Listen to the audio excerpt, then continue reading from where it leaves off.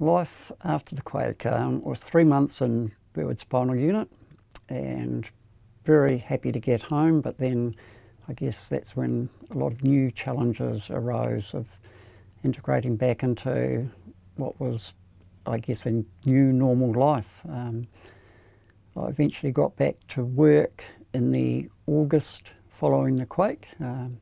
Got back for 1 hour per day, 1 day a week. But in my mind, that was a goal achieved. I was back at work. And basically, the first time was there just to go and eat lunch. And quite fatiguing, all those sorts of things.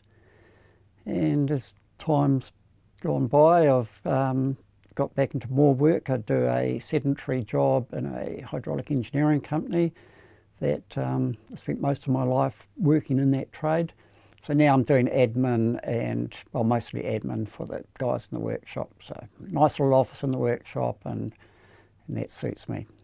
So at the moment I'm doing 20 hours a week. That's half a day every day.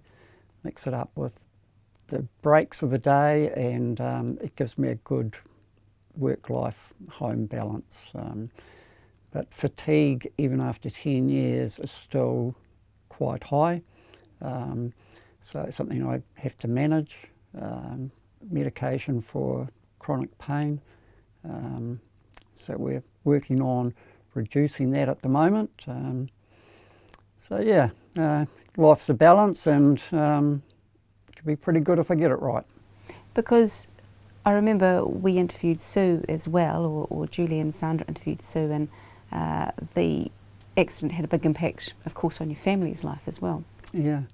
Well, at that stage I had young adults as children. Well, all my children were young adults, so it's quite a traumatic time for them to see their father injured and almost a loss of life, so very lucky there. But yeah, it has ongoing effects on them, and I think we're getting it fairly well right now.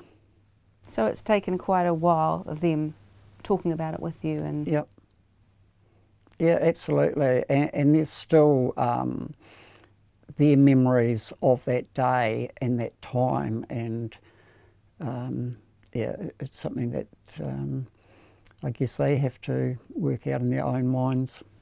When you talk about their memories, of course, for you, your memories were a bit fragmented, really, weren't they? You remembered some things and then yep. pieced it back together. Tell me a bit about that. Yes, the memories are very fragmented, but through the spinal unit, there are clinical psychologists involved, and they're a very big part of the healing. And I learnt from that if there was a gap that I couldn't remember, or I couldn't get facts that absolutely proved that's what happened, I would just leave that part as blank and not fit it with a narrative that I thought that should be in there. So there are a number of blank parts through it, and I'm fine with that. I just simply don't remember.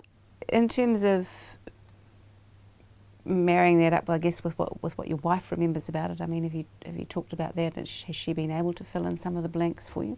Yes, she has, and that's fine. I accept those as they are. And my son, he did a bit of research and filled in a few more blanks of people that helped, and it was nice to actually meet those people and thank them for what they did that day. So tell me a bit about that process, how you came to meet them, and then talk me through what it was like when you actually saw them. How did that go? Well, it first of all started by my son asking in the neighbourhood if anybody knew, and he found where my bike was, and that led to finding a person there. And then through his work, one of the reps had been in talking with the manager that that this lady had helped someone, and suddenly a lot of dots started to line up. So he worked out who that was, and by coincidence is this the person. And yeah, so it was quite amazing having those gaps filled in, and meeting those people was very surreal. It was, you don't know how to thank them for what they did that day, because I know without their help I wouldn't have survived. At that point. And you know, how do you thank a person for that? It's and they're forever in my mind. You said, I think, in your original interview about it, you referred to it as them giving you back to your family as a kind of a gift. That's still how you feel? Yeah, and that that triggers emotion, no doubt about it when you said that. Because the first year, it was a year of firsts, birthdays, Christmas, all those sorts of things. It was like it was all happening again for the first time in a new life. And then grandchildren came along 3 years later, and you know, you realise you could have missed that. When you look back on the day, do you feel, is there anything that you think could have happened differently? Would you have done anything differently? Well, I don't think so, but my wife said because I'd got home, she said I should have left a note somewhere. So yeah, that's what could have been done differently, and that meant there wouldn't have been a big period of time where I was missing and my family had no idea. We have a little snippet of your original interview. Okay. The next day, I woke up at 5 o'clock in the morning. I was in the public hospital. Had no idea how I got there. I'd been told that I'd been picked up from a triage unit in Latimer Square, and it didn't make any sense. I'd been home. How did I get back to Latimer Square? I couldn't move. All I could do at that point was move my lips and blink, and I didn't know what was happening. And they just told me that that I had a spinal injury.